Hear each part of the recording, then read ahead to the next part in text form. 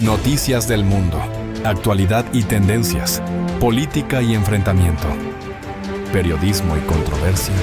Bienvenido a tu canal Mundo al Día.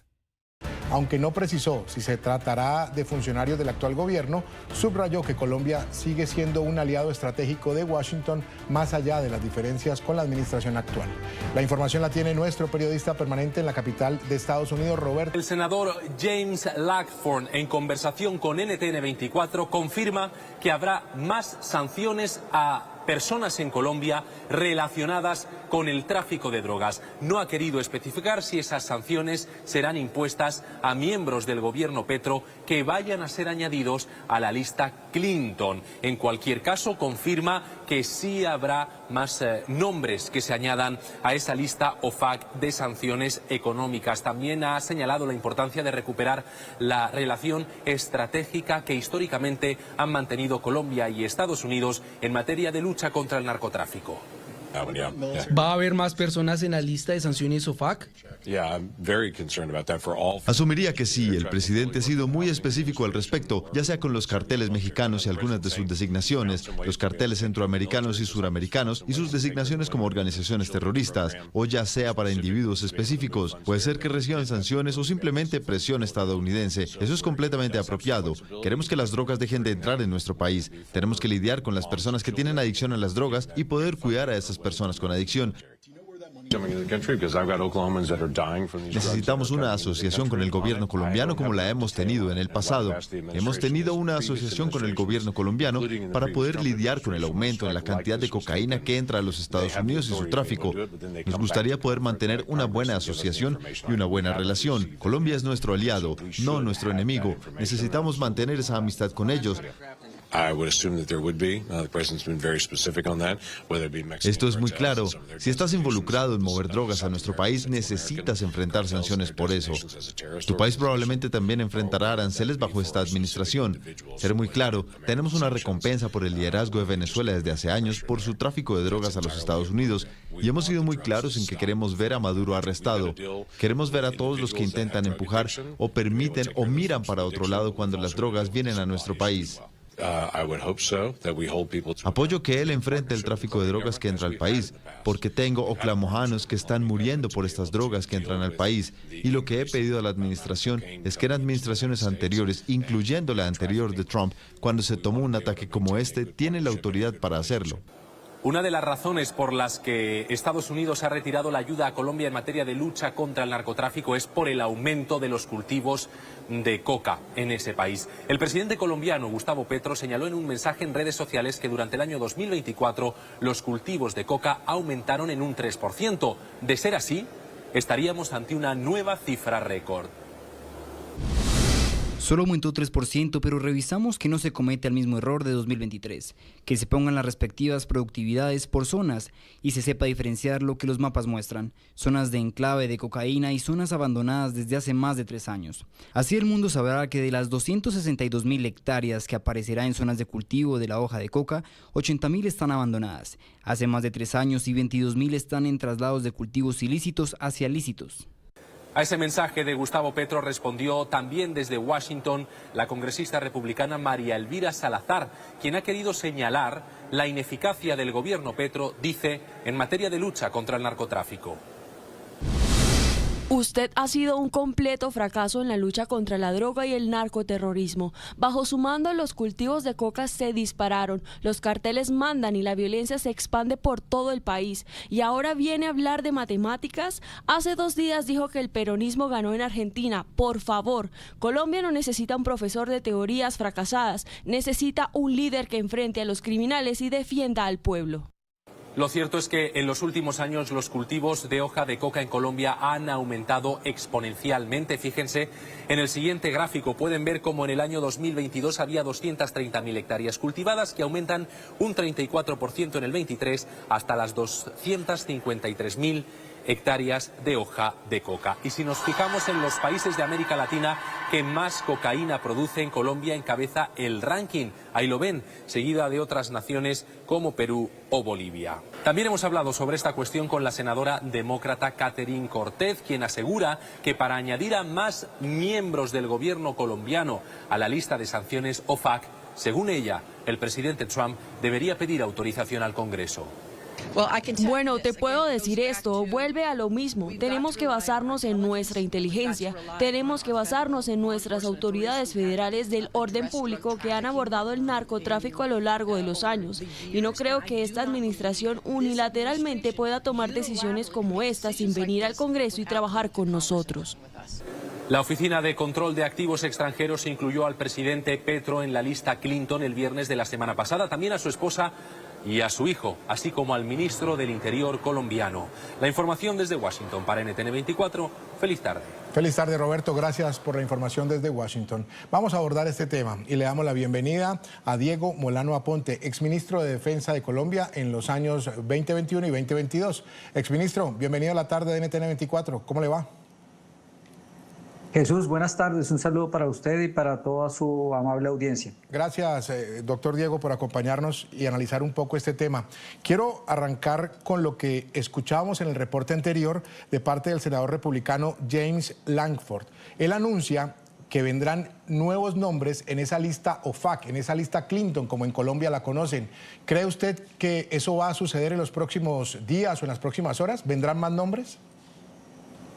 Lo que está claro es que el presidente Petro ha tomado la decisión de estar del lado incorrecto de la historia, del eje del mal, defendiendo al cartel de los soles de Venezuela y, por supuesto, con una política fallida de paz total que lo que ha hecho es incrementar el narcotráfico. Eso ha llevado a que el presidente Petro no entienda el mayor cambio geoestratégico que sucedió con la administración Trump para América Latina, en donde ha declarado a los carteles de la droga como grupos terroristas y la mayor amenaza a los Estados Unidos. Y al convertirse en el vocero y el aliado del cartel de los soles, pues el gobierno Trump ha tomado decisiones. Ya lo hizo con él, con su familia, con el ministro del Interior, y estoy seguro que esas decisiones seguirán en las próximas semanas para el resto del grupo de miembros del gobierno que apoyan esta iniciativa que facilita el narcotráfico hacia Estados Unidos. Exministro Diego Molano, esto es serio y lo digo para de pronto si en algún momento un televidente en este momento entra a la sintonía y dice, están hablando de la lista OFAC, la lista Clinton. Esto no es un juego. El estar en esa lista trae unas sanciones bastante importantes y con consecuencias muy lamentables para quienes son incluidos, ¿verdad? Por supuesto, en esta lista están todos aquellos que se consideran están involucrados en actividades de narcotráfico, lavado de activos o quienes colaboran con organizaciones terroristas o criminales que puedan estar facilitando el negocio de narcotráfico hacia Estados Unidos. Mucho más ahora, cuando muchos de los grupos terroristas, carteles anteriores, hoy son considerados terroristas y que tienen nexos con estas actividades. Aquí lo que se evidencia y la decisión particular de las últimas semanas de la administración Trump es que no está jugando. Aquí se están tomando decisiones serias que tienen repercusiones y ya lo comienzan a evidenciar los miembros del gobierno, como lo manifestó el mismo ministro del Interior de Colombia, Benedetti, quien ya ha visto afectadas sus operaciones financieras. Sí, y esa respuesta suya me da pie para abrir un frente también, que es un frente que en Colombia también se está sintiendo, y es el que Estados Unidos está o tiene mejor en la mira a organizaciones criminales ilegales como el ELN, como las disidencias FARC y como el propio Clan del Golfo. Estados Unidos les ha puesto la mira. ¿Van detrás de ellos? Por supuesto, y es que tiene que ser así. Este cambio geoestratégico, donde la administración Trump declara como cartel a los carteles de la droga, incluyendo el ELN, las disidencias de la FARC, el Clan del Golfo, como grupos terroristas, y a quienes se relacionen con el otro cartel, que es el cartel de los soles, como grupos terroristas, lo que implica es que son organizaciones que son enemigos de Estados Unidos y son una amenaza para Estados Unidos. Por eso, inclusive, el hecho de que con las plataformas navales que ha desplegado Estados Unidos en el Caribe y en el Pacífico, donde ha desarrollado operaciones, ya hay evidencia que muchas de esas embarcaciones o semisumergibles vienen por parte de grupos criminales como el ELN, como ha sido señalado, y las del Pacífico seguramente por parte de las disidencias de la FARC. Eso significa que están cometiendo delitos y acciones ilegales que son una amenaza y por eso se despliega la máxima capacidad de fuerza por parte de Estados Unidos. Están en la mira, por supuesto que sí, y así debería ser, porque lo que ha sucedido en el caso colombiano es que la paz total del presidente Petro ha permitido que estos grupos crezcan, se fortalezcan, ha iniciado procesos de paz donde no ha exigido condiciones previas, donde les permite seguir en narcotráfico, reclutando menores de edad y hoy inclusive extorsionando y secuestrando y pasando de un lado al otro con la frontera en Venezuela, lo que tiene dos repercusiones.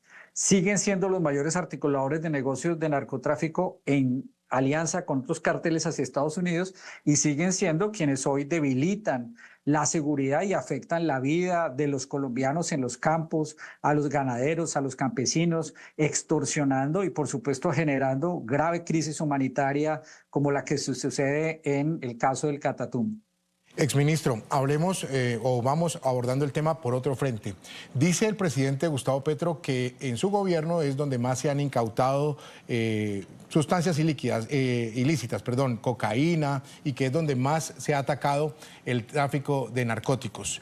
Yo entiendo, por las cifras que tiene Colombia en este momento, hablamos de 250.000 hectáreas de sembrados de coca, que la sobreproducción de cocaína es enorme. Por eso se logra esas incautaciones. No sé si estoy equivocado en esa interpretación, usted me puede corregir. Hay tanta droga que por eso se hacen las incautaciones como las muestra el gobierno Petro.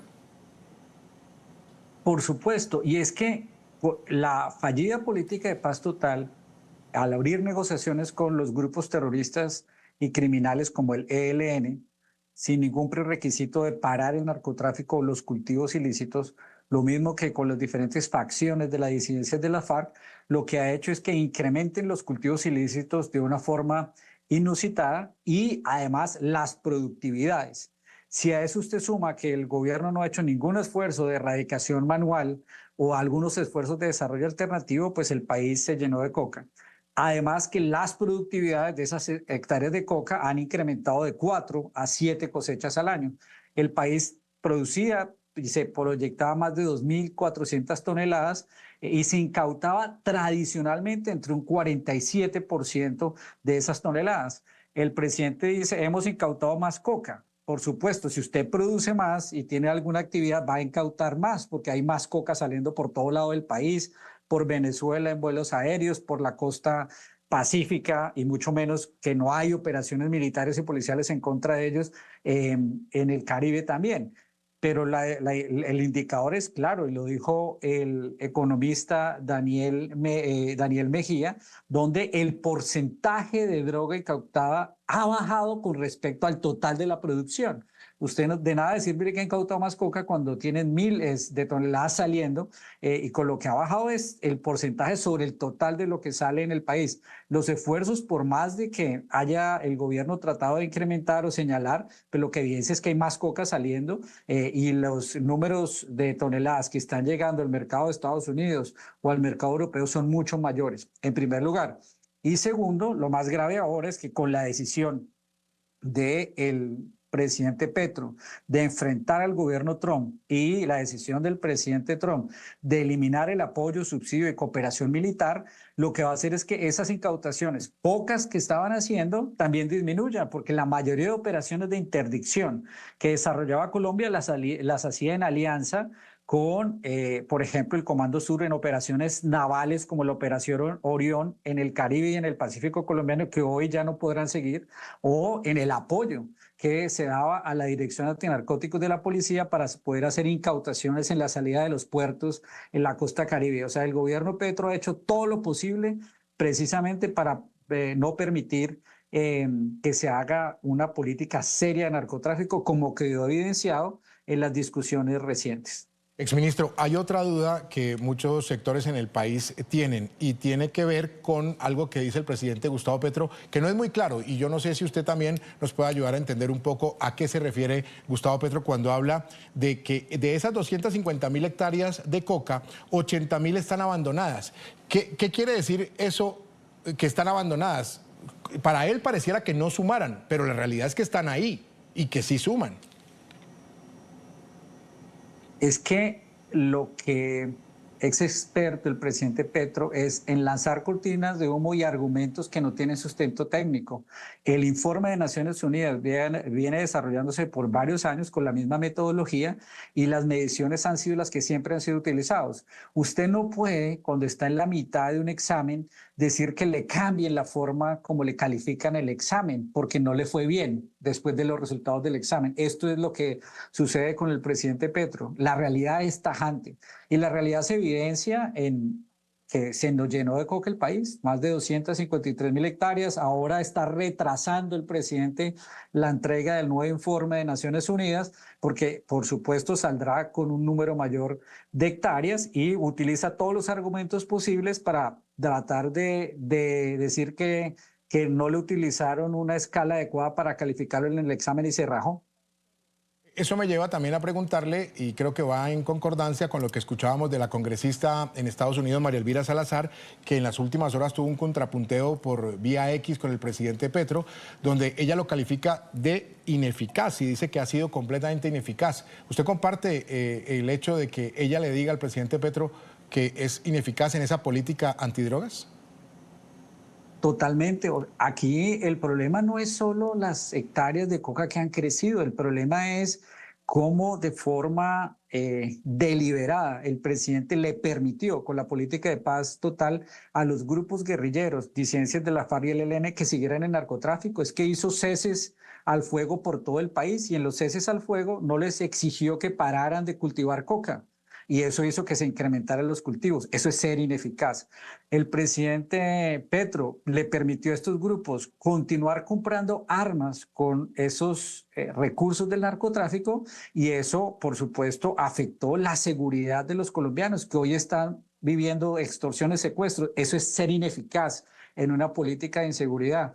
El presidente Petro se comprometió a defender la soberanía de los colombianos y por el contrario, en vez de salir a defender a los colombianos, se puso del lado del cartel de los soles, del lado del cartel que hoy es uno de los mayores amenazas para Estados Unidos y rompió la política y la alianza tradicional que tenía Colombia con Estados Unidos o con Israel, porque se puso del lado del eje del mal, como es Venezuela, Cuba y Nicaragua, teniendo una política exterior ineficaz que no garantiza la soberanía y la seguridad de los colombianos. Claro que es ineficaz. Claro, y usted me da pie para la última pregunta, agradeciéndole el tiempo con la tarde de NTN 24, exministro Diego Molano, y es esa relación entre esos grupos criminales armados ilegales en Colombia, las FARC, el ELN y el Clan del Golfo, y el régimen venezolano encabezado de Nicolás Maduro, tildado por los propios Estados Unidos como un líder terrorista.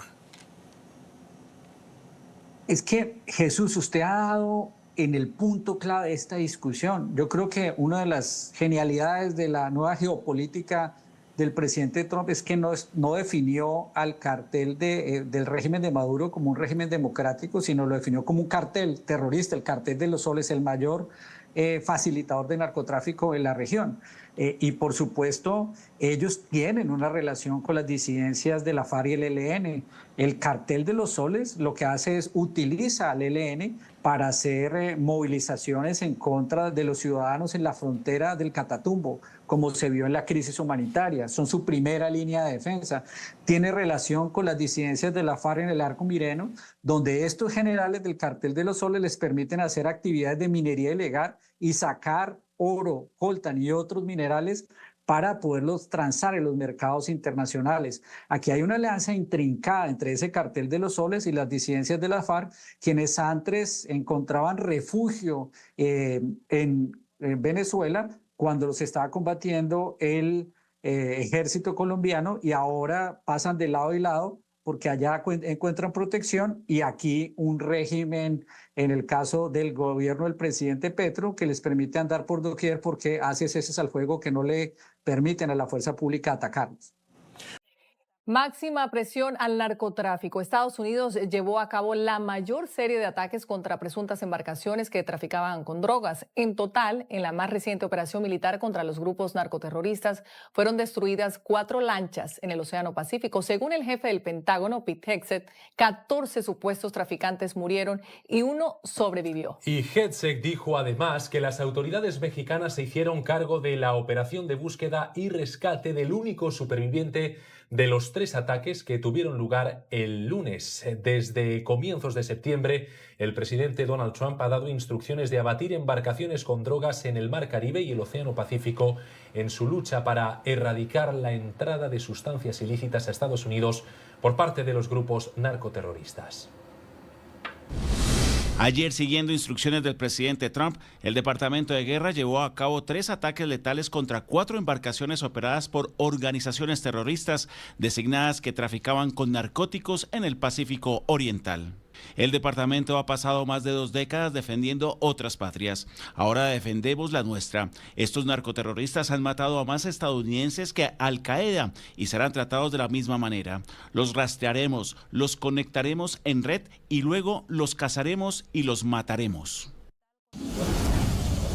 En medio de rutas de narcotráfico y cargadas con drogas, según la inteligencia de Estados Unidos, estas embarcaciones fueron neutralizadas. Fíjense en estas imágenes. Las ha difundido el Pentágono, forma parte del mayor golpe a los carteles de la droga desde que Estados Unidos comenzó este operativo en el Mar Caribe. Son 2 lanchas, una más grande que la otra, tienen motores de alta velocidad y justo cuando fueron neutralizadas estaban pasando la droga de una lancha a la otra. 2 embarcaciones intervenidas en un mismo ataque, pero hay más. Este operativo también acabó con esta otra narcolancha. La neutralizaron cuando estaba en pleno movimiento navegando contra oleaje y también con droga a bordo, según la inteligencia estadounidense.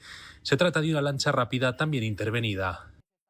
Aquí ven la tercera intervención. Son también imágenes difundidas por el Departamento de Guerra hoy mismo. Es la tercera operación en la que neutralizaron la 4ª lancha con droga, todo en las últimas horas. En la superficie de la embarcación hay objetos sospechosos que parecen ser alijos de droga. También está cargada con pequeños tanques de gasolina. Estas lanchas necesitan de rápidos suministros de combustible debido a la fuerte potencia de sus motores. Hagamos un recuento de cómo fue este operativo descrito por analistas en Washington como el mayor golpe a los carteles de la droga desde que se puso en marcha el despliegue naval en el Caribe y el Pacífico para acabar con el narcotráfico. La intervención de Estados Unidos se saldó con un primer ataque en el que destruyeron 2 narcolanchas donde viajaban 8 narcoterroristas. El segundo ataque fue una narcolancha en la que iban 4 hombres y el tercero de ellos a otra en la que viajaban también con droga 3 narcotraficantes. En total son 4 las embarcaciones neutralizadas y 14 los muertos, teniendo en cuenta que uno de ellos sobrevivió. Las autoridades mexicanas se hicieron cargo de la búsqueda y el rescate del sobreviviente, según confirmó el secretario de Guerra, Pete Hegseth. Expertos en esta materia aplauden la determinación de la administración Trump en materia de lucha contra el narcotráfico. Hugo Pereira, analista internacional, calificó esta operación de ser el mayor golpe al narcotráfico y cree que la Casa Blanca podría acabar con el narcotráfico si mantiene este operativo. Los carteles solo tienen 2 opciones sobre la mesa: buscar rutas alternativas o desaparecer.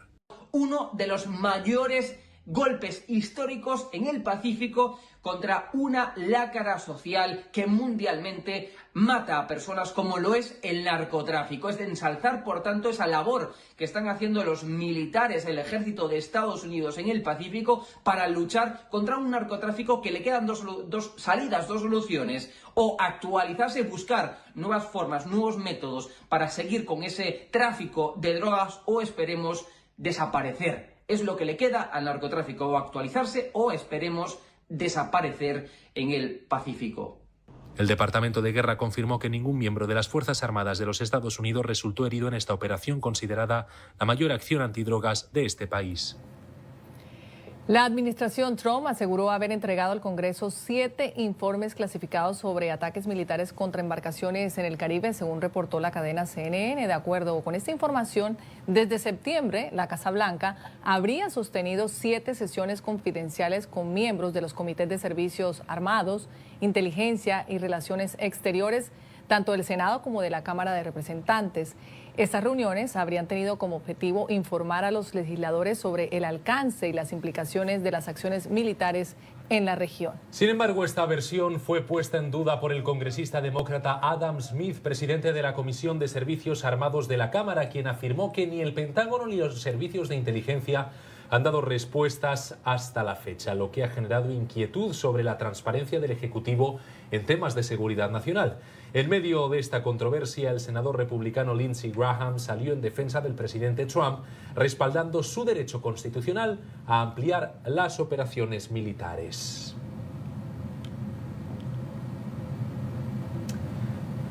Mientras tanto, oficiales del ejército de Estados Unidos involucrados en la expansión de las operaciones ordenadas por el presidente Trump en América Latina deben firmar acuerdos de confidencialidad, según confirmaron 3 funcionarios estadounidenses a la agencia de noticias Reuters. La medida, considerada inusual, ha despertado nuevas dudas sobre el nivel de secretismo que rodea la estrategia militar de Washington en la región. Normalmente, los oficiales ya están obligados por ley a proteger información clasificada, pero esta vez se les pidió firmar además compromisos adicionales de no divulgación.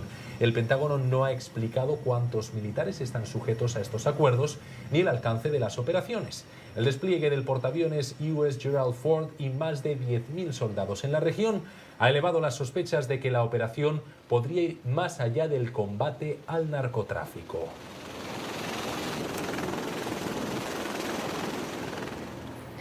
Y desde Japón, donde acompaña al presidente Donald Trump en su visita oficial a ese país, el secretario de Defensa, Pete Hegseth, se dirigió al personal militar en la base naval estadounidense de Yokosuka.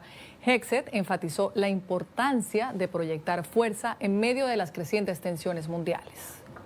It's about time we defend our own homeland.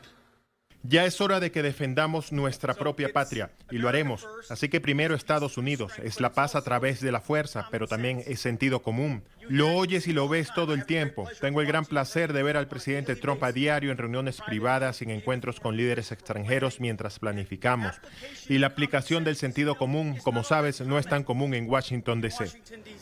Entre tanto, el presidente colombiano Gustavo Petro acusó este martes a Estados Unidos de utilizar su campaña militar contra el narcotráfico como excusa para una posible invasión en la región.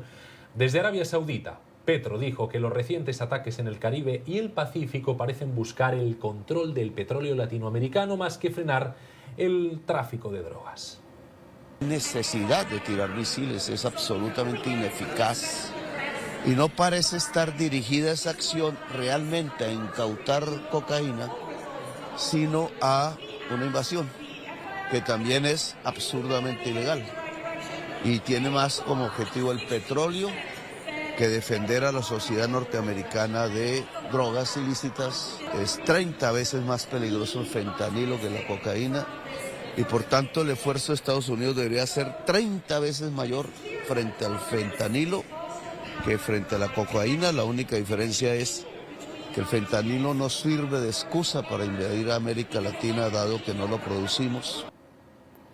Y casi al borde de la línea de costa venezolana prosigue el ejercicio militar conjunto en el cual participa el buque de guerra estadounidense, el USS Gravely, que llegó el domingo a Trinidad y Tobago. A pocos kilómetros del territorio venezolano, el poderoso lanzamisiles supone una preocupación y molestia para el régimen venezolano, que ha declarado que se trata de una provocación y una amenaza a la soberanía.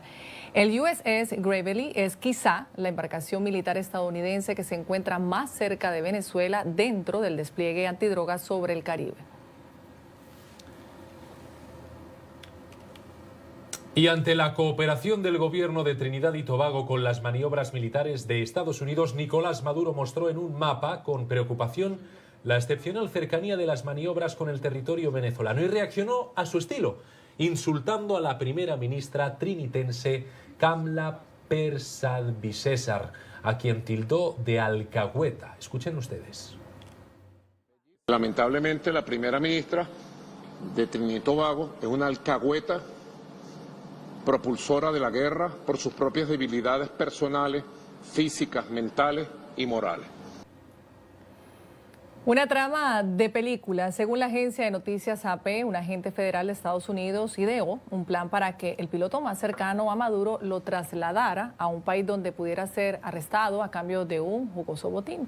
El agente Edwin López, destinado en República Dominicana, intentó convencer al general venezolano Vidner Villegas, piloto de Maduro, para que lo traicionara y en uno de los vuelos desviara el avión hacia un país donde pudiera ser capturado. A cambio, le ofreció una fortuna y protección. De acuerdo con documentos y fuentes citadas por AP, el encuentro ocurrió en un hangar de Santo Domingo y aunque Villegas no aceptó la propuesta, dejó abierta la puerta a una posible colaboración.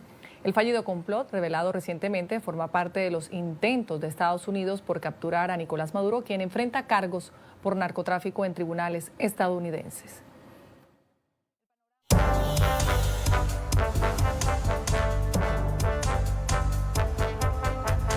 Pues este es nuestro tema de análisis hoy en el informativo USA. Saludamos al comandante retirado de las Fuerzas Armadas de los Estados Unidos, José Adán Gutiérrez, miembro senior del Instituto de Inteligencia Estratégica de Miami. Bienvenido, gracias por acompañarnos. Gracias por invitarme. ¿Cree usted que en algún momento hubo posibilidad de que su piloto personal entregase a Maduro? Porque, si no me equivoco, hubo conversaciones durante un tiempo hasta que él optó por bloquear esa comunicación con Estados Unidos. ¿Se lo pensó? Sí, por supuesto, no hay duda, porque si no, no hubiera habido un proceso de comunicaciones, ¿no? Si él inmediatamente hubiera rechazado esa oferta, inmediatamente va y le reporta a su jefe. Pero por obvias razones se tardó cierto tiempo. Últimamente le avisó, pero se tardó antes de avisarle.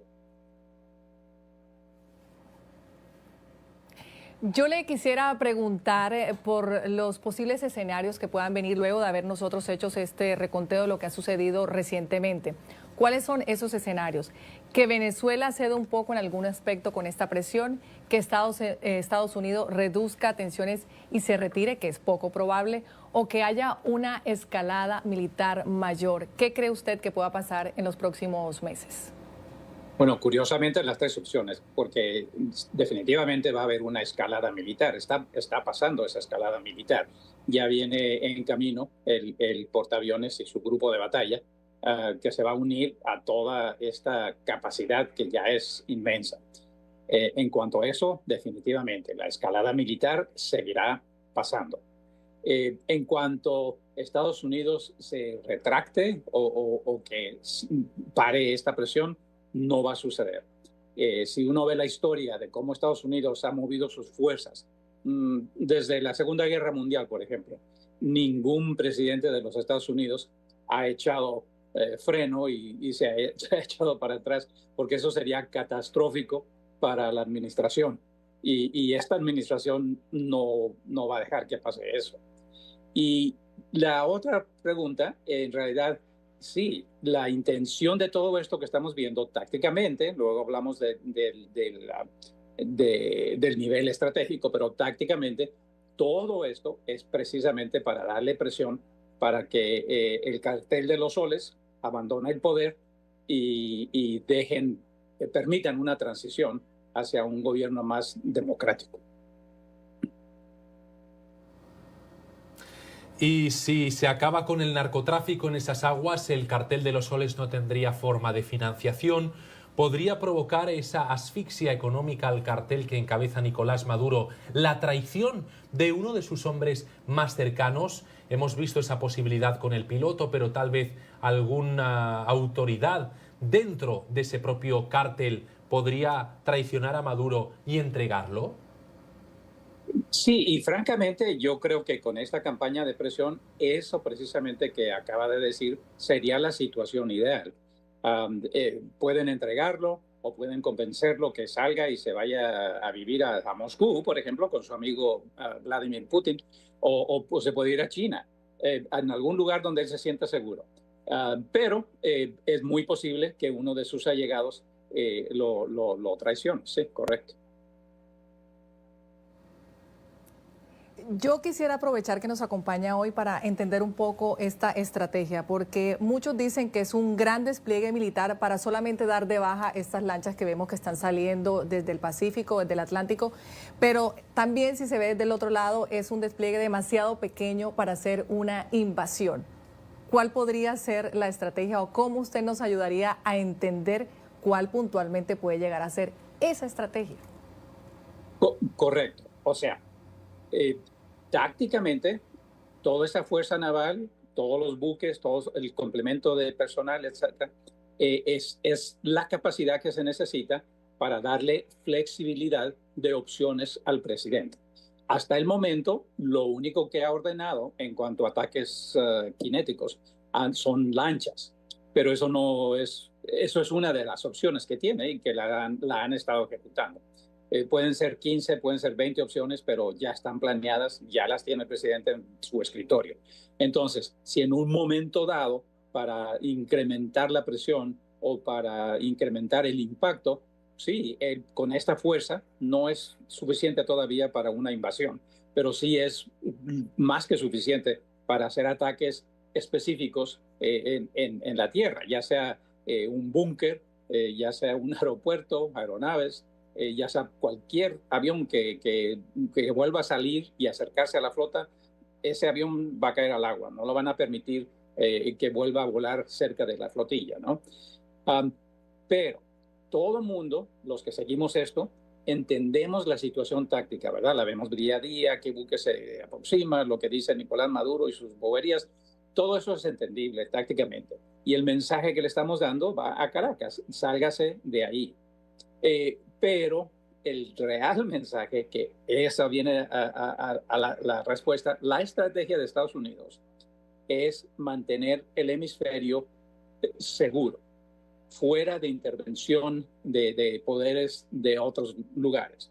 Igual que pasó en el siglo pasado, antepasado, el mensaje era para los poderes imperiales europeos, que no queríamos que viniesen aquí y intervinieran o causaran presión, y se les dio el mensaje, estaba hablando de la doctrina Monroe. Bueno, pues es lo mismo, esto es una evolución de la doctrina Monroe. La doctrina Monroe nunca terminó, nunca descansó. Este ha sido continuo, el pasado es el presente ahora. Y este es simplemente el último ejemplo. Y el mensaje ahora es, primero a China, que tiene cautivo gran parte de las élites en nuestro hemisferio y enormes cantidades de recursos, desde petróleo, minerales.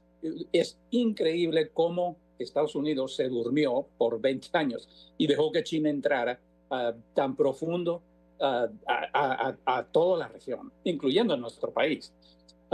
Eso es el mensaje estratégico, va a Pekín. Y de paso también a nuestro amigo ruso en Moscú. Comandante, si no descartamos ataques terrestres contra espacios controlados por los carteles de la droga, ¿se podría extrapolar a un hipotético ataque sobre Miraflores, entendiendo que ahí está el líder del cartel de los soles? Porque mi pregunta sinceramente es, si Estados Unidos tiene una guerra contra el cártel de la droga, contra los carteles, y el de los soles es uno de ellos, ¿saben dónde está su cabecilla? En Miraflores. Si no descartan ataques terrestres sobre instalaciones de narcotraficantes, ¿se podría considerar esa una de ellas? Sin haber yo visto y verificado la lista de opciones, yo creo, mi opinión es que sí, esa opción está en la mesa. Más que en la mesa, está en la silla. y está en la flota. Mi respuesta es sí. Lo que tienen que evaluar es el impacto político también que va a tener en dónde. Por ejemplo, si ellos deciden reunirse todo el gabinete en algún lugar donde ellos creen que están seguros, eso sería un blanco muy apetecible, ¿no? Ya sea en Miraflores, Estados Unidos no tiene limitación. Inclusive se habla de que Maduro tiene un búnker que es muy seguro, que está a 100 metros debajo de la tierra. Eso tampoco se puede proteger. Es Andrés Fernando Tufiño Chila, alias Frescosolo, el ecuatoriano que logró escapar de la muerte tras el impacto de un misil del Pentágono sobre el semisumergible en el que navegaba, según el gobierno de Estados Unidos, cargado de drogas. 2 de los tripulantes murieron y 2 sobrevivieron. Tras pasar unas horas bajo custodia de las tropas estadounidenses, fue deportado a su país de origen. La Fiscalía de Ecuador indicó a la prensa que el ecuatoriano repatriado fue dejado en libertad debido a que no cometió un delito en el país. Al no existir ninguna noticia del delito que haya sido puesta en conocimiento de esta institución que advierta de la comisión de un delito en territorio ecuatoriano, no se lo podía retener. Tampoco tenía procesos pendientes en su contra. Pero Tulfiño no era un pescador inocente, sino un criminal reincidente. Fue condenado en una corte federal de Estados Unidos por narcotráfico marítimo y deportado a Ecuador luego de cumplir una sentencia de 5 años en prisión. NTN 24 tuvo acceso al expediente en Estados Unidos que muestra claramente que Andrés Fernando Tufiño Chila fue condenado en una causa penal. El archivo judicial detalla que el 6 de septiembre de 2020, Tufiño Chila, identificado como el capitán de la embarcación GFV-1, fue interceptado en el Océano Pacífico con 1 tonelada de cocaína oculta en el interior de la lancha, justo cuando estaba al este de la isla francesa Clipperton. Una aeronave de patrulla marítima detectó la GFV-1 aproximadamente a 330 millas náuticas al este de la isla Clipperton, Francia. La isla Clipperton 16 es un atolón de coral remoto y deshabitado. Se encuentra a aproximadamente 2.000 millas de Ecuador 17 y 700 millas de México. Basado en mi capacitación y experiencia, esta es un área conocida de narcotráfico. Según los documentos judiciales, Fernando Tulfiño viajaba junto a otros 2 sujetos que declararon ser también ecuatorianos. El objetivo habría sido reunirse en alta mar con una segunda embarcación de alta velocidad que fue interceptada en la misma operación. En esta viajaban 3 personas procedentes de México. Supuestamente iban a pescar tiburones, dijeron a las autoridades. Sin embargo, el expediente muestra que en la cubierta fueron halladas motosierras, hachas y martillos. La GFV-2 tenía herramientas como la motosierra y las hachas para acceder a las drogas en el doble fondo, y los tripulantes mintieron sobre el propósito de su viaje como pesca, ya que estaban lejos de los caladeros mexicanos. No tenían el equipo apropiado y no tenían cebo ni captura a pesar de viajar durante horas o días desde México. Basado en mi capacitación y experiencia, creo que la GFV-2 estaba planteando reunirse con la GFV-1 para transferir la cocaína y entregarla a México. La motosierra, 17 hachas, martillos, barras de palanca y otros equipos de la GFV-2 se iban a utilizar para cortar la cubierta de la GFV-1 y acceder a la cocaína que estaba oculta debajo. Luego, esta cocaína iba a ser transportada por la GFV-2 a México.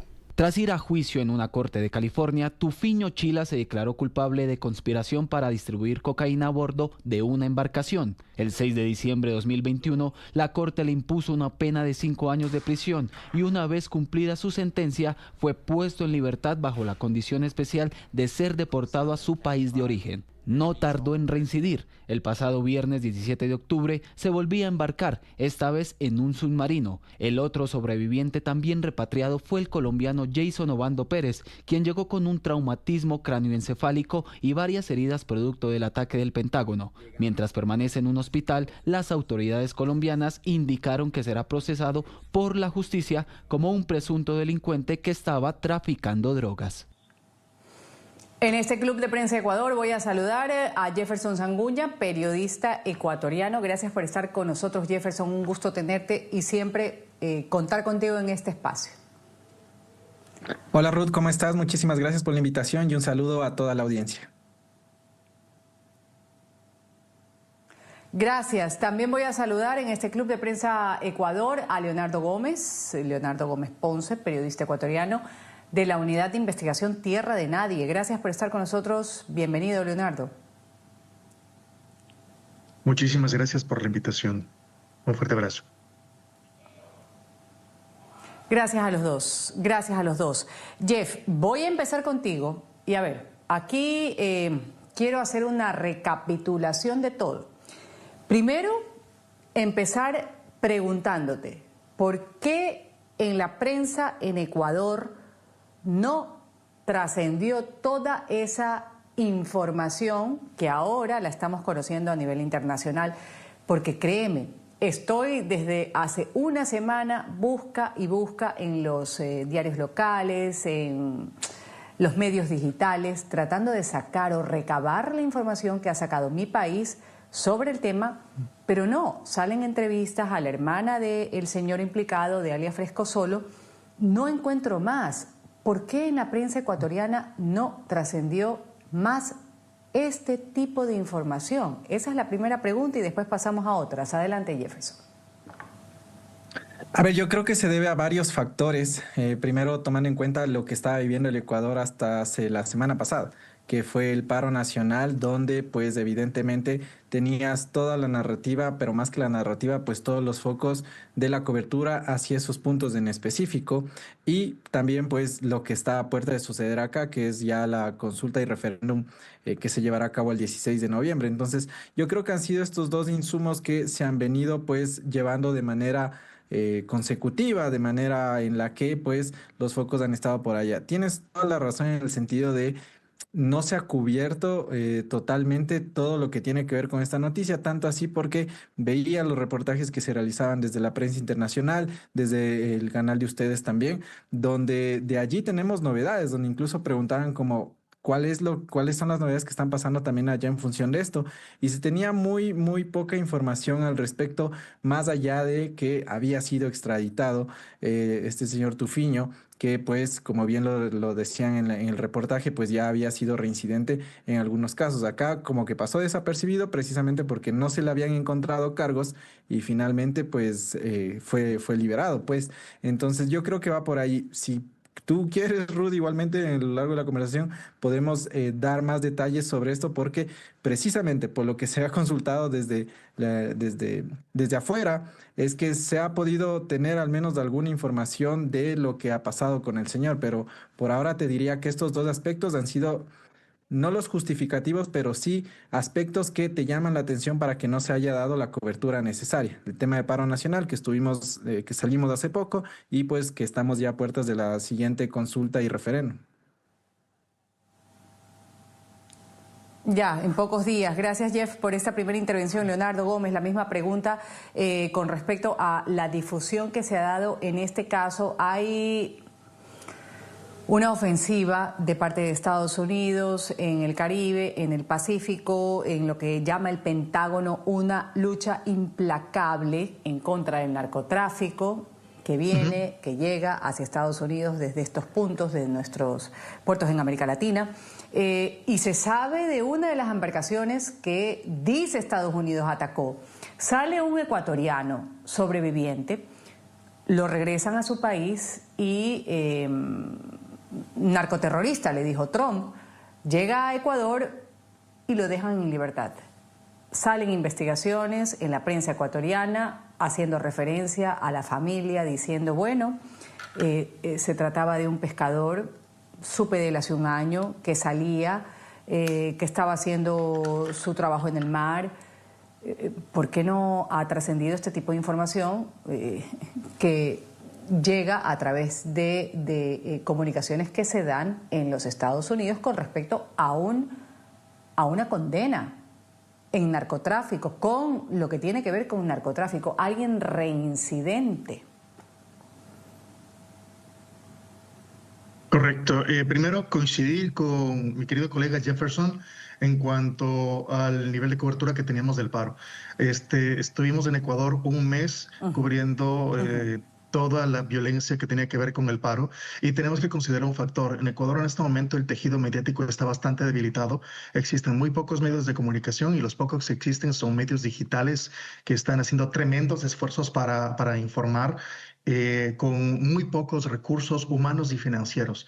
Entonces salimos o estamos queriendo salir apenas de las coberturas que tienen que ver con el paro, que fueron bastante conflictivas, bastante fuertes, incluso emocionalmente, cuando se dan este tipo de noticias internacionales de las que se tiene muy poca información también a profundidad, es decir, más allá de la presencia de un pescador que tiene este doble rol también de víctima y victimario al mismo tiempo. Entonces, No quiero justificar a los medios ecuatorianos en sí, trato de un poco explicarlo porque tengo la misma sensación que tú en este momento. En este momento me encuentro fuera del país, estoy en Alemania y tampoco he tenido suficiente información, la información que yo esperaría de otros medios. En la unidad de investigación Tierra de Nadie trabajamos en temas de largo aliento, no en temas del día a día, pero yo buscaba información al mismo tiempo y no la encontraba. Entonces, las capacidades en este momento de los medios de comunicación, luego de más de 15 años de un permanente acoso y bombardeo por parte de organismos estatales, está bastante limitada. Y esto es una muestra de lo que sucede. Por otro lado, y trato de ser bastante corto, la narrativa que se ha utilizado desde el gobierno en diferentes temas tiene tanto a la opinión pública, a los ciudadanos, así como los medios de comunicación, corriendo detrás de diferentes noticias todo el tema. Entonces, una semana te lanzan un escándalo y para cubrir ese escándalo, la misma semana te lanza un segundo escándalo y la siguiente semana te lanza un tercero. Entonces, todo el tiempo el periodismo ecuatoriano está corriendo detrás de una noticia, dejando de lado otras, precisamente porque no se cuenta con enteras capacidades para poder dar una completa cobertura. Si hacemos un análisis de cuántos medios de comunicación grandes tenemos en el país, como hace 15 años teníamos varios medios de comunicación en donde cada periódico tenía diferentes secciones: política, cultura, deporte, etcétera. Ahora no los tienes, ahora apenas ya hay 3 que están sobreviviendo y los demás somos un montón de medios de comunicación digitales con no más de 5 personas y con sus respetables excepciones, pero como te digo, haciendo tremendos esfuerzos para tratar de dar una muy buena cobertura que no alcanza para lograr el entendimiento completo que las audiencias merecen.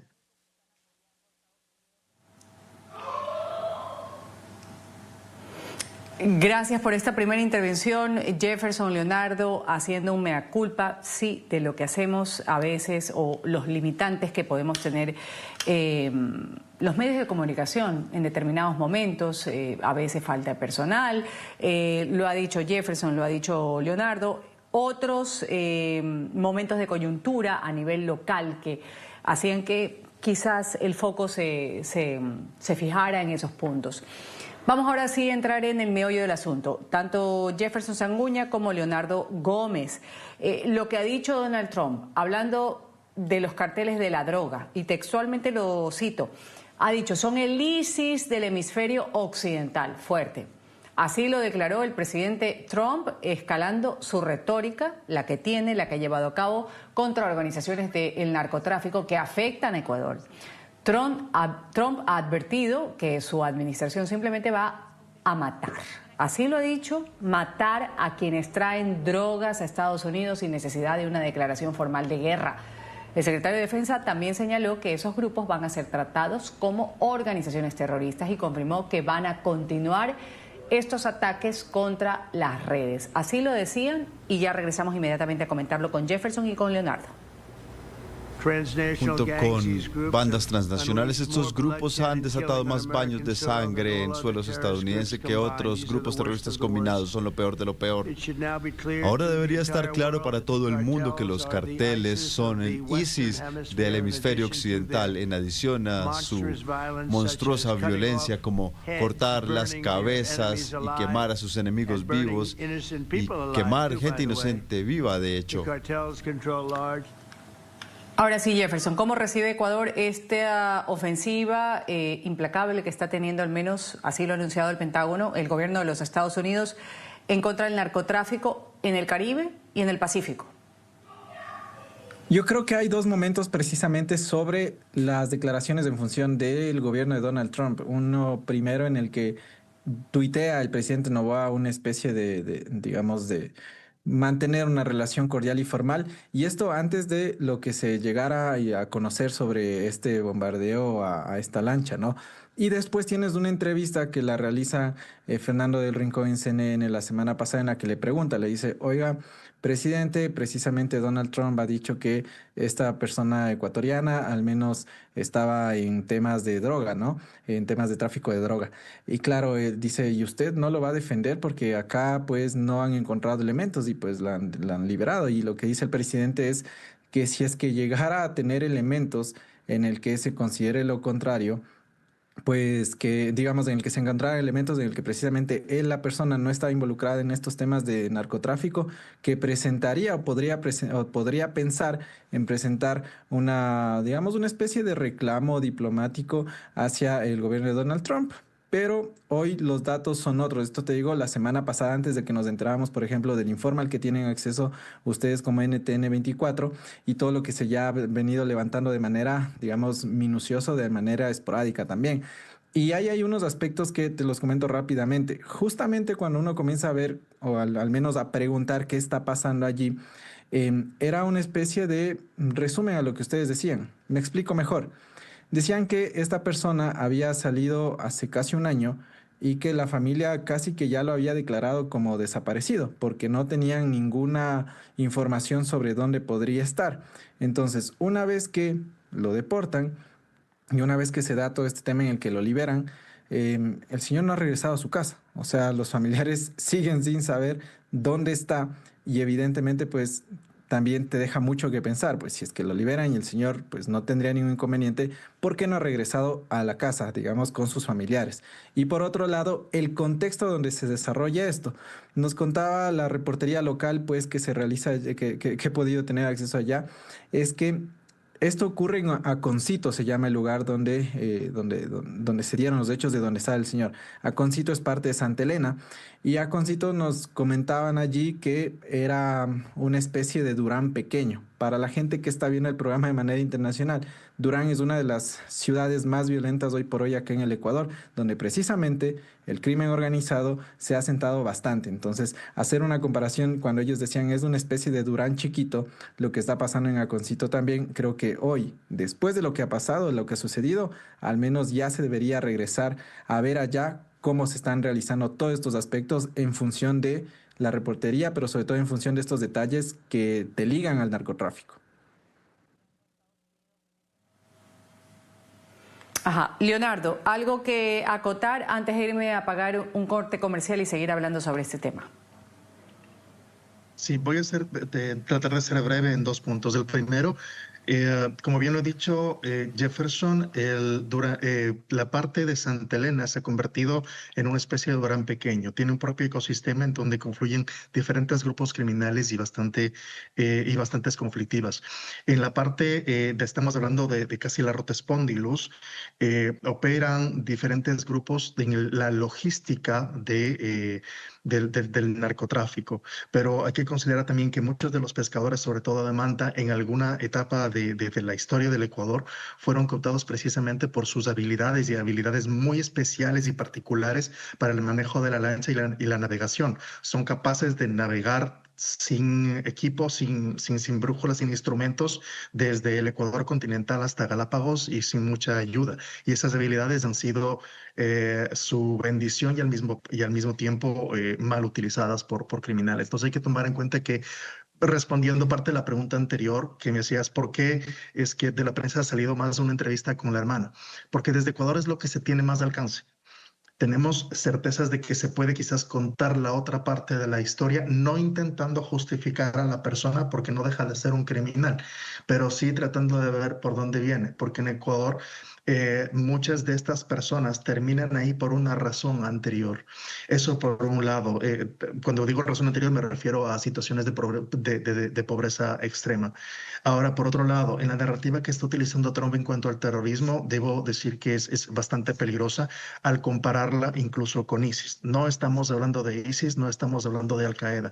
Y me preocupa particularmente porque el discurso del presidente Daniel Noboa durante las protestas se ha alineado en ese sentido y ha acusado de terroristas a líderes indígenas que estaban en las protestas y ponerlos al mismo nivel de Osama Bin Laden de Al-Qaeda o ponerlos al mismo nivel de ISIS no viene al caso. No estamos hablando de lo mismo, pero alinearse con motivos políticos podría ser viable en una estrategia política, pero en temas de derechos humanos y de lo que estamos viviendo no es equiparable.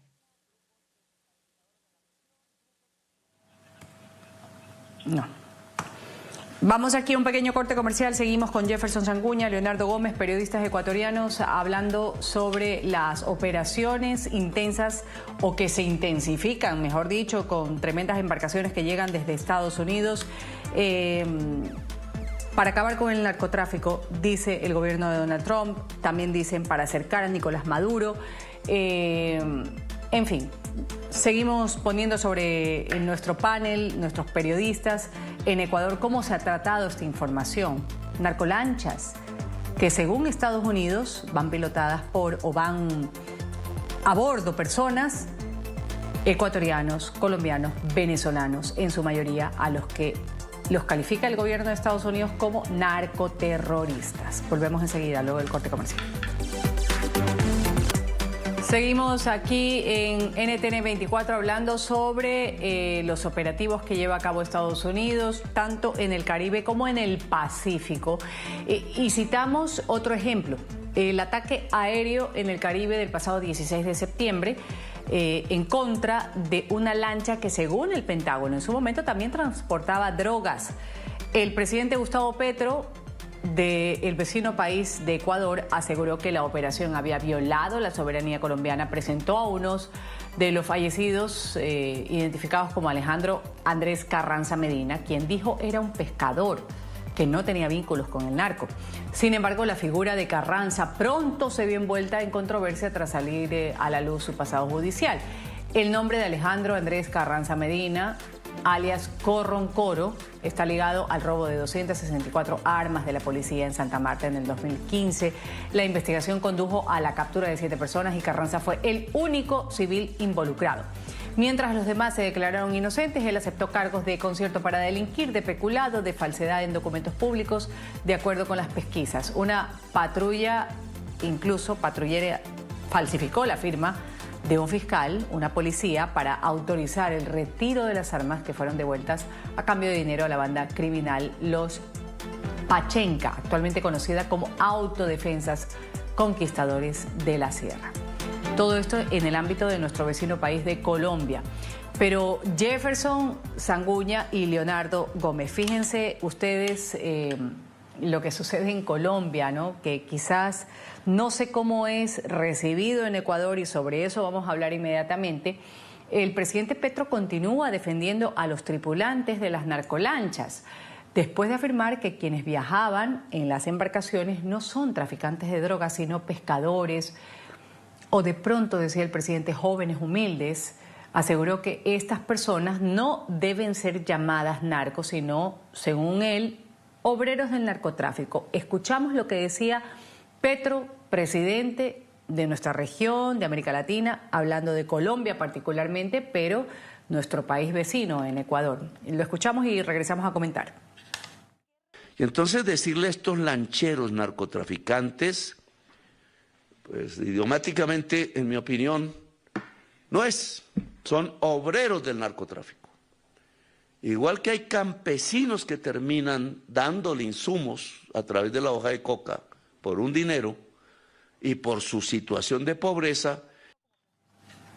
Leonardo Gómez, ¿qué decir al respecto de un mandatario de Colombia, como lo manifestaba hace un momento, obreros del narcotráfico, estos calificativos, cómo Ecuador lo discierne, cómo los medios de comunicación lo informan, además de que Petro en su momento también estuvo involucrado en una situación sospechosa cuando se desapareció algunas horas, cuando fue a Ecuador, en Manta hubo reportes que incluso decían, estos reportes, que habría estado en algún contacto con alias Fito, narcotraficante conocido internacionalmente que ahora cumple condena en Estados Unidos. Gracias. Mira, primero, no creo que pueda yo representar toda la variedad de mediática, digamos, en Ecuador. En ese sentido, no quisiera hablar por todos, pero sí hay un nivel de entendimiento sobre el tema que debe ser analizado con mucha más rigurosidad. No podemos ponerlo en blanco y negro, o son narcos o no son narcos. Las dinámicas del crimen organizado involucran a personas que son fácilmente cooptadas por su nivel de acceso económico, nivel de acceso a educación, nivel de acceso a salud. Y cuando nosotros vemos el mejor laboratorio del crimen organizado que nosotros podemos ver en Ecuador es Durán, no porque sea la única ciudad violenta, sino porque es la zona que más hemos podido documentar y de la que más sabemos cómo funciona la estructura criminal. Y cuando logramos identificar cómo funciona esta estructura criminal, podemos ver que, por ejemplo, la estructura de del crimen del narcotráfico responde exactamente igual que una cadena industrial. Comienza desde la búsqueda de la materia prima, la industrialización, el procesamiento de la materia, la logística, transporte y finalmente el envío hasta los consumidores finales. El crimen organizado, es decir, en el tema del narcotráfico, funciona exactamente igual. Y para esto necesitan obreros. No estoy defendiendo a Petro. Si hablamos de blancos y negros, me parece que el presidente Petro, con todo el respeto que merece, pues puede estar en uno de los dos extremos, y acá tenemos muchísimos más grises. Pero en algo tiene razón. El pescador, independientemente de su posición o rango del crimen organizado, que lo desconozco, también es un obrero del narcotráfico. Muchos de los criminales que yo he podido investigar y que he identificado en ciudades como Burán, en Santa Elena, en Esmeraldas, antes de ser criminales y criminales peligrosos, fueron también líderes comunitarios. Líderes comunitarios que comenzaron a buscar algo para poder salir del atolladero, para poder sacar a su comunidad adelante, y que poco a poco enfermaron de poder o comenzaron a encontrar alternativas más fáciles, entre comillas, para poder capitalizarlo o ganar un poco de reconocimiento o poder. Entonces, hay que entender, y es necesario entender, que muchos de estos criminales no son malos solamente porque decidieron ser malos o por la ambición, que sí lo son. Son también agentes de orden que en comunidades, en zonas en donde el Estado está completamente ausente, ellos generan un nivel de organización sin dejar su naturaleza violenta. Y estos obreros son al mismo tiempo victimarios, violentos, pero también son víctimas, por eso son obreros, son eslabones. Cuando en Ecuador se mata a un líder criminal, a una de estas personas, no necesariamente hay un duelo, es fácilmente reemplazado por otro cabecilla. Por eso es que muchas de las listas que se presentan de 30, 40 líderes criminales que ya fueron capturados, personalmente, en lo que la experiencia me dicta, es innecesario, porque no son uno o dos cabecillas los que controlan el crimen organizado en Ecuador, sino son diferentes cabezas y va rotando todo el tiempo. Claro. Jefferson Sanguña, también tu criterio con respecto a lo que ha dicho el presidente Petro y a lo que argumentaba un poco más Leonardo. Yo creo que hay dos puntos por donde se puede hablar al respecto de este tema. Primero, puedes darles la denominación que tú quieras, puedes decirles obreros, puedes decirles narcotraficantes, puedes decirles todo lo que tú quieras, pero yo creo que sí hay un hecho fáctico finalmente, ¿no? Y es que estás trabajando en función del narcotráfico, y trabajar en función del narcotráfico finalmente es un delito. Entonces, yo creo que allí es un primer punto también de partida en el que en el eslabón en el que estés, estás participando y estás cometiendo un delito alrededor del narcotráfico. Ahora, por otro lado, sí comparto mucho lo que dice Leo, en el sentido de cuáles son las condiciones que les llevan a ir hacia estos puntos. Sin duda es la extrema pobreza. La extrema pobreza que, al no ver, y esto lo habíamos hablado en algunos programas también acá contigo, Ruth, cuando, digamos, desde la parte social no tienes garantía de una educación de calidad, no tienes garantía de llevarte el pan a la casa, de tener tus 3 comidas al día, sino que te tienes que abastecer con $3 diarios, y esos $3 diarios capaz solo te alcanzan para una comida o la mitad de una comida. Y finalmente, esos espacios sociales o esos vacíos sociales son los que ven y aprovechan dentro del crimen organizado, dentro del narcotráfico, para precisamente ir captando a la gente de poco a poco.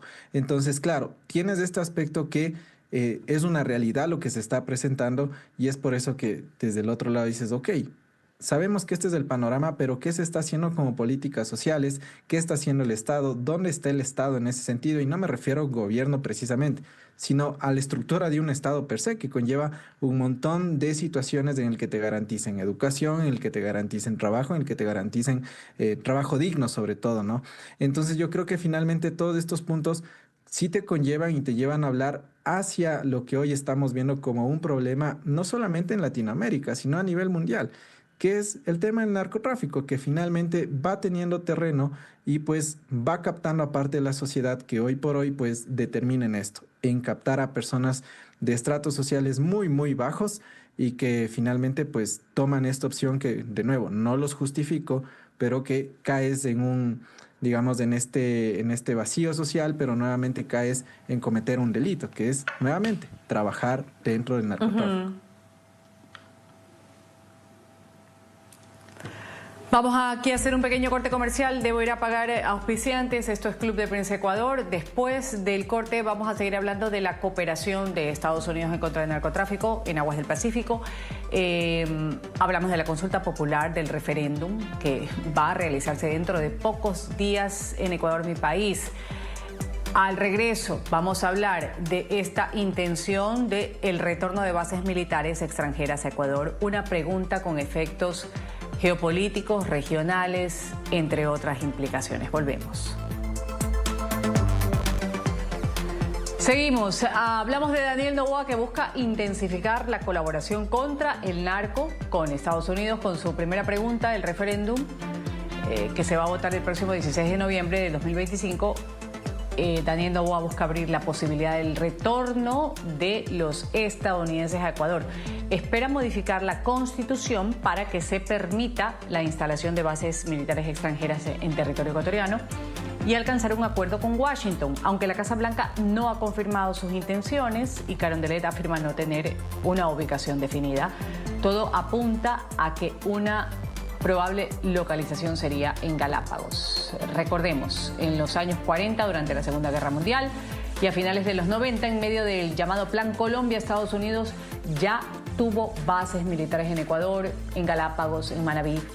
Una reapertura que va a depender de los votos de los ecuatorianos en la consulta popular el próximo 16 de noviembre.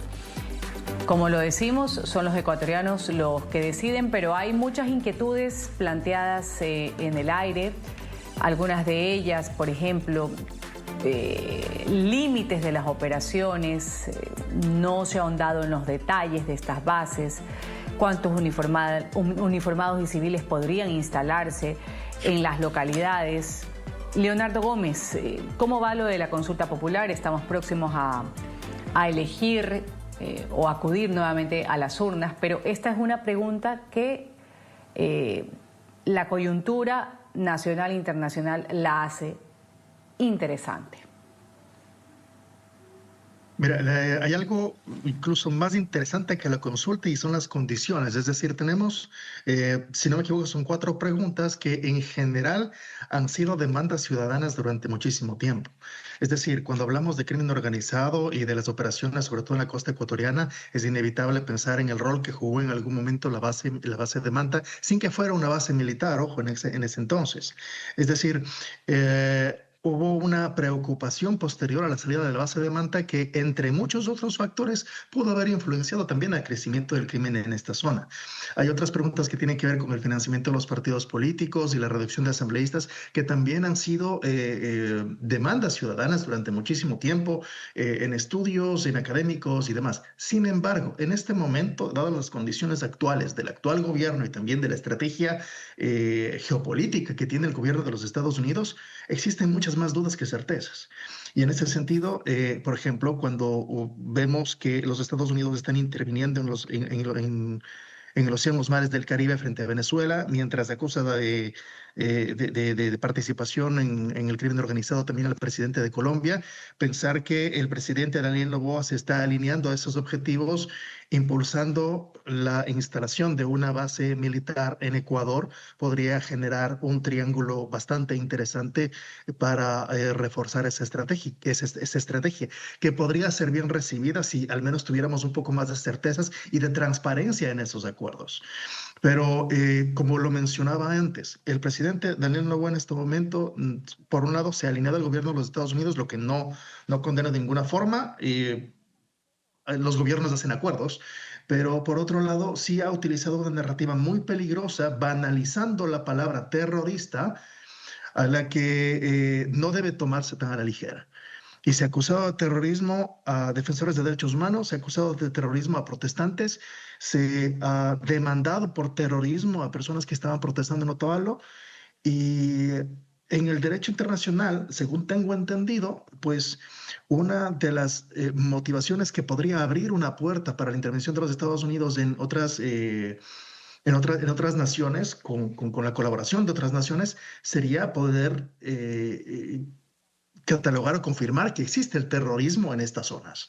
Entonces, cuando el presidente Daniel Noboa acusa de terrorismo a personas que, como lo dije antes, no son terroristas, de alguna manera está generando este discurso para poder abrir una puerta a que esto se dé. Entonces, el problema en sí no es una base militar, el problema es la intervención que podría tener en la soberanía del país, dadas las condiciones actuales del control de la narrativa del gobierno y las intenciones que no son nada transparentes.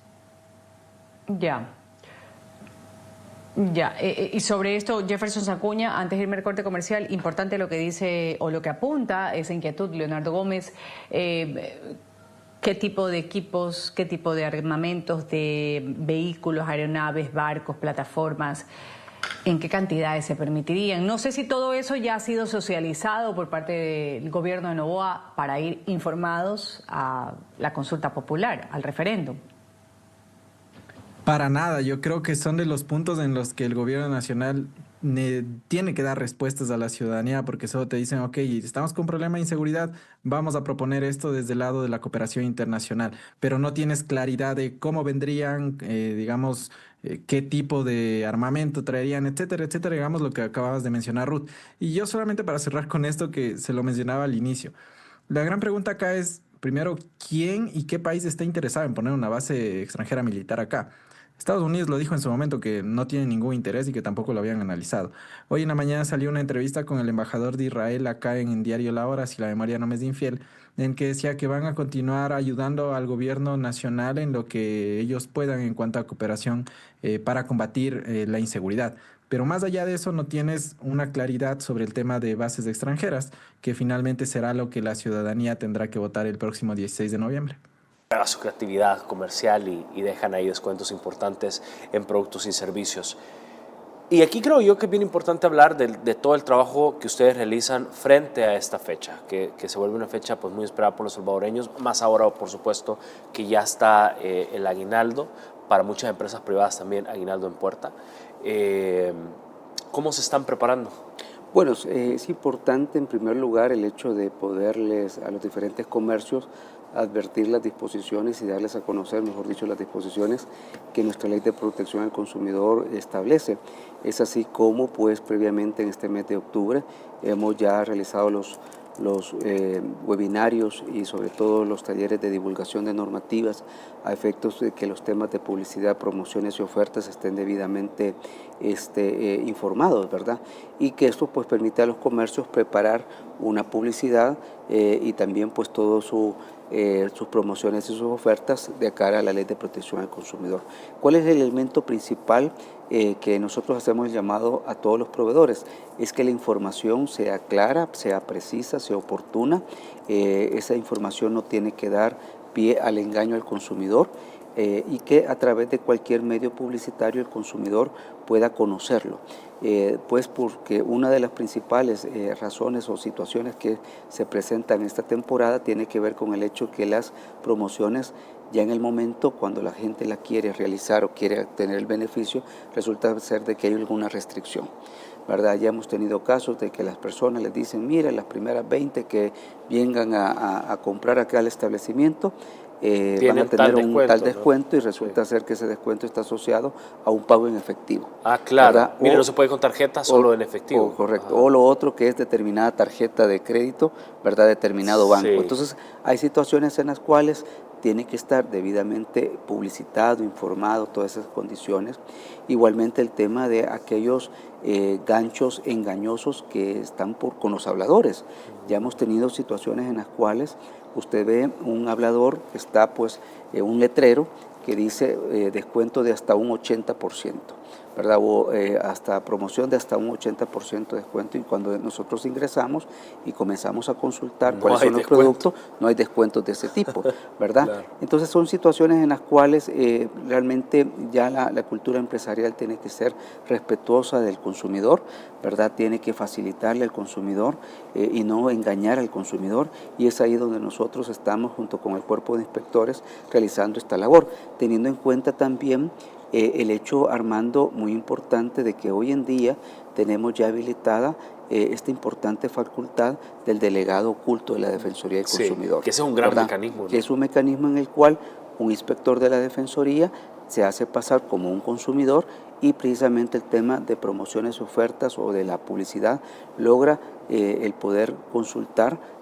cuáles son los mecanismos o si existe algún tipo de situación que pueda limitar, y al momento de identificarla pues se presenta como personal de la Defensoría y ahí en ese momento in situ se levanta el acta de verificación o de inspección para poder constatar y dar fe justamente de que existió en este caso algún tipo de incumplimiento por parte del proveedor, limitando pues el derecho a la información de los consumidores. Así que este es un esfuerzo en el cual hay que decir que esto lo vamos a mantener todo este mes que viene de noviembre, en particular por la celebración del Viernes Negro, porque como hablábamos pues en el segmento anterior, el mes de noviembre pues ha llevado a que los comercios extiendan su periodo de promoción no solamente para el Viernes Negro, sino para semanas enteras o el mes entero.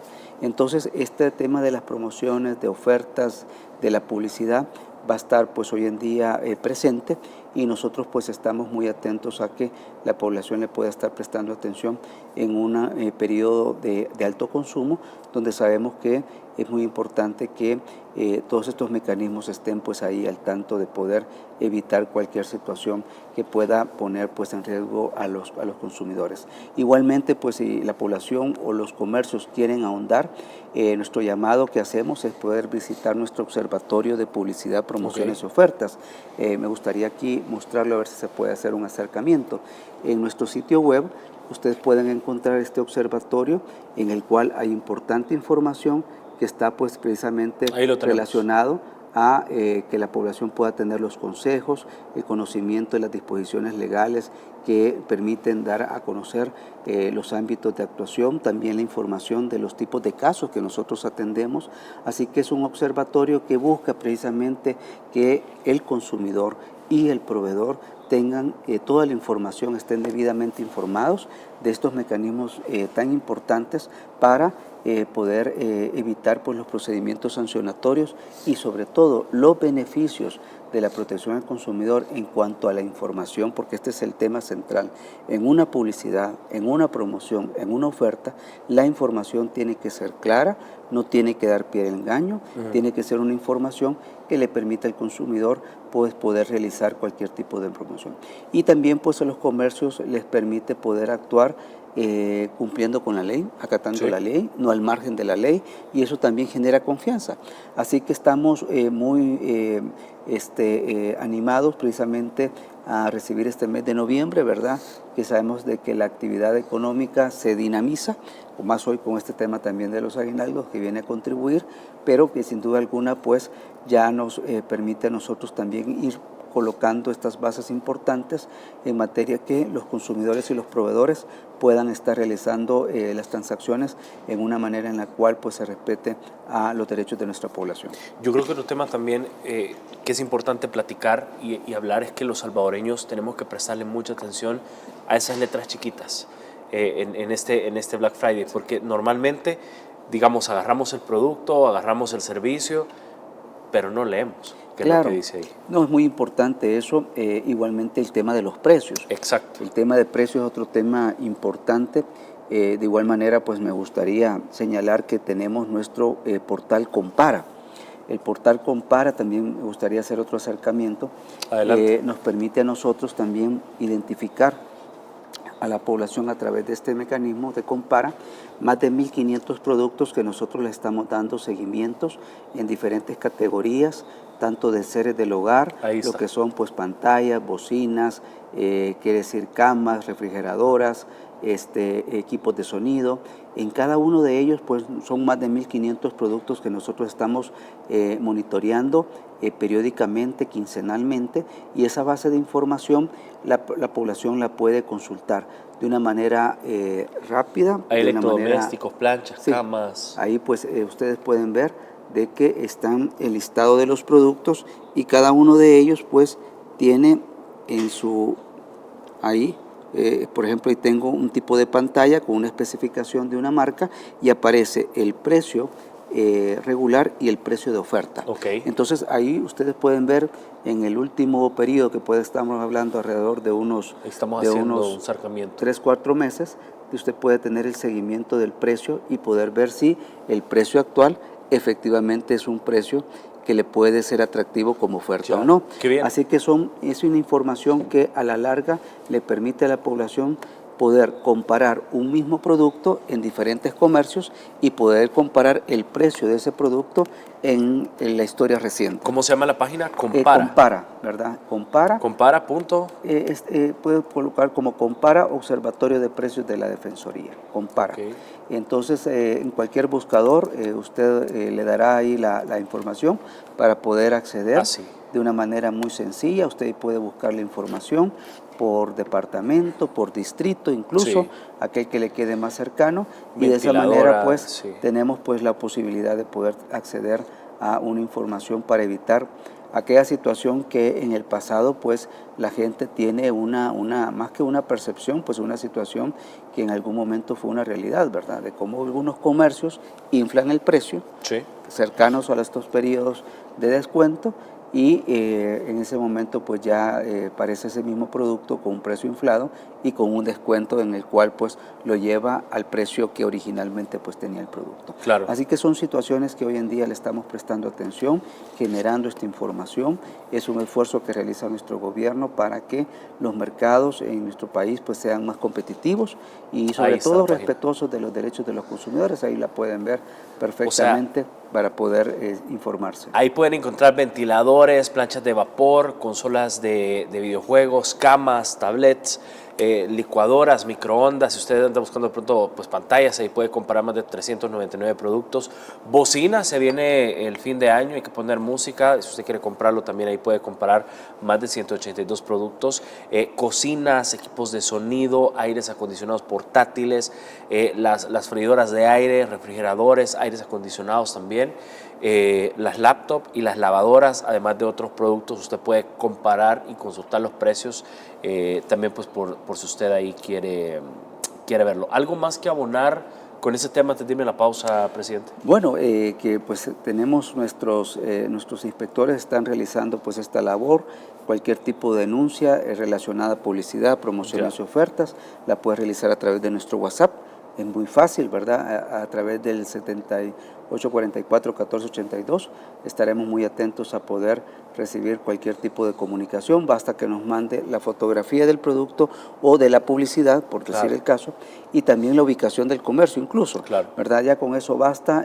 Nosotros lo tratamos con la confidencialidad del caso, y igualmente pues a través de nuestras redes sociales nos pueden brindar cualquier tipo de denuncia. Ahí está el número de teléfono, 7844-1482, lo puede ver por supuesto ahí en pantalla. Mire, guarda este número como que si usted está guardando una amiga o un amigo, a su prima, a su comadre, no importa, guárdelo, el número de teléfono como Defensoría del Consumidor, y cualquier situación que hoy, por supuesto en el Black Friday o la temporada de fin de año se presente, y no tenga obviamente cómo hacerlo, marca directamente el número de WhatsApp, escribe a la Defensoría del Consumidor, puede mandar su foto, puede contar su caso y automáticamente le sale muy fácil. Yo personalmente tuve la oportunidad, me resolvieron un caso con WhatsApp, adjunté y todo, y rapidísimo, se los garantizo. Ando hoy con el presidente de la Defensoría del Consumidor y estamos hablando por ahí, por supuesto, de cómo se están preparando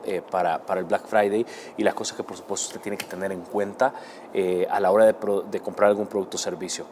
Hablemos de otro tema que es muy importante y con esto también quiero cerrar la entrevista. Atenciones y recuperaciones a favor de los consumidores en lo que va de 2025. ¿Cómo están las cifras? Bueno, este es un tema también fundamental pues dentro de la labor que realiza la Defensoría, el poder tener un centro de solución de controversias que permita al consumidor tener esa asistencia ante aquellos casos en los cuales puede existir una situación de poder violentar el derecho al consumidor.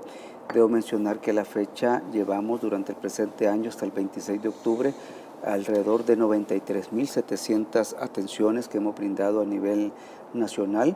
De ellas pues un poco más de 19.200 han sido denuncias, y estas denuncias pues se han acrecentado a partir de un consumidor que está más empoderado, y también un consumidor que hoy en día reconoce y de una u otra manera también ha ganado confianza a través de la actuación de la Defensoría del Consumidor. Entre los principales sectores que nosotros tenemos con mayor atención, tenemos pues los servicios financieros con un 44%, luego los servicios en general que andan alrededor de un 19%, tenemos también los servicios de telecomunicaciones con un 9% del total a la fecha, y de ahí tenemos sectores como electrodomésticos y artículos del hogar que andan pues alrededor del 6% de la denuncia.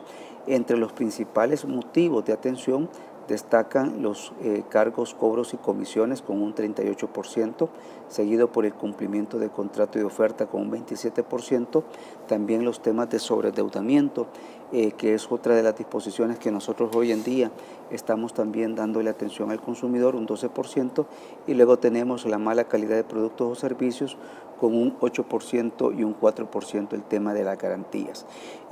Los principales medios de atención son los no presenciales, nos estamos refiriendo al WhatsApp, nos estamos refiriendo a la atención de nuestro 910, a la atención en línea, prácticamente 2/3 partes es la atención no presencial y se mantiene pues con cerca de un 33% la atención presencial que realizamos en oficina. Obviamente que el hecho de un WhatsApp o una llamada telefónica facilita pues que las personas desde cualquier punto de nuestro país puedan acceder a nuestra institución y eso nos ha permitido también estar más cercanos hoy en día. Y en cuanto a la recuperación, Armando, estamos hablando que a la fecha llevamos alrededor de $25.2 millones. Estos $25.2 millones son montos que hemos nosotros logrado de recuperación a favor de 19.684 consumidores, principalmente pues a través de casos individuales y también a través de casos colectivos. Esto es muy importante indicar de que esta es una labor muy precisa en materia de casos individuales. Nuestro equipo requiere precisamente revisar ese contrato, revisar esa factura, revisar la comunicación del proveedor, revisar la oferta del proveedor. O sea, tiene un nivel de detalle tan importante y que hoy en día nos permite también a nosotros tener un catálogo de soluciones ya con ciertas empresas ante problemas comunes que se puedan presentar a efectos de que esos a veces van solucionando, se van generando los antecedentes y precedentes importantes de cara a la solución de futuros casos. Entonces, con algunos de estos proveedores ya tenemos pues mecanismos que a través de bases de datos buscamos precisamente la atención. Y algo que es importante, Armando, es no solamente atender la denuncia, sino que corregir la práctica. Creo que esa es la gran apuesta, esa es justamente la gran labor que nosotros estamos realizando hoy en el mercado. No solamente decirle, mire, aquí hay un problema, hay que resolverlo, sino cómo hacerlo para que no se vuelva, no sea recurrente y no esté afectando a más consumidores. Así que, como siempre se lo he dicho al sector empresarial, cada problema es una oportunidad para mejorar el servicio, para fidelizar a sus clientes, para ver la oportunidad de cómo la población pueda tener la confianza en un comercio y decir, bueno, si aquí hay un error, ellos lo corrigen, ¿verdad? Y eso me da a mí también la confianza de seguir comprando en ese lugar. Así que son temas en los cuales poco a poco vamos avanzando en el país, sí, con la ley en la mano, pero sobre todo sobre un ejercicio importante en materia de protección del consumidor, estamos nosotros buscando que esto se desarrolle de una manera en la que la población pueda encontrar el derecho de consumo, una respuesta y sobre todo una solución. Por supuesto. Yo creo que también es bien importante hablar de cuáles fueron los proveedores más denunciados ante la Defensoría del Consumidor.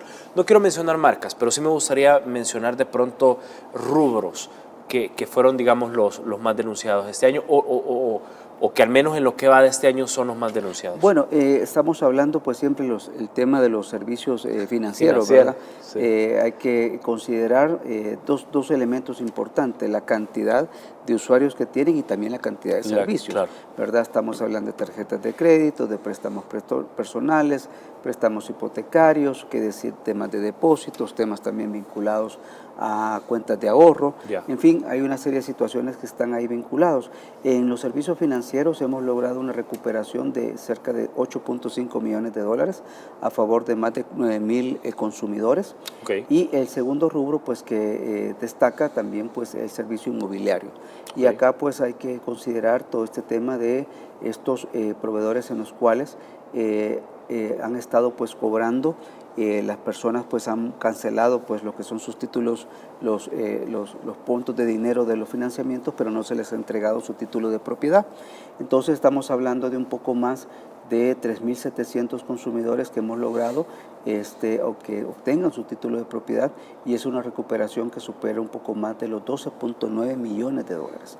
Así que son algunos de los sectores pues, que destacan, y que siempre pues el llamado que hacemos a la población es que ante la duda pregunte. En general pues el derecho de consumo tiene que ver con elementos de un sentido común, de hacer las cosas no solamente transparentes, sino que también de consentimiento entre las partes.